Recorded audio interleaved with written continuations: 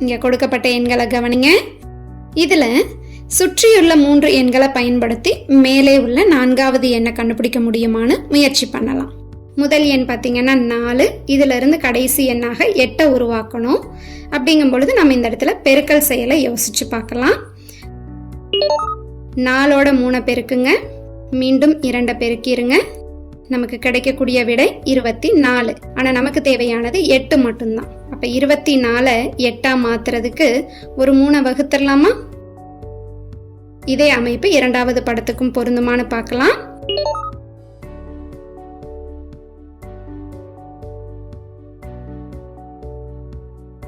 சரியா அமைஞ்சிருக்கா?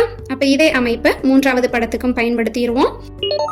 9ஓட 2 பெருக்கலாம், மீண்டும் 4 பெருக்கலாம். நமக்கு கிடைக்கக்கூடிய எண் 72. இதை 3ஆல வகுத்துட்டோம்னா 24. அப்போ சரியான பதில் ஆப்ஷன் ஏ 24.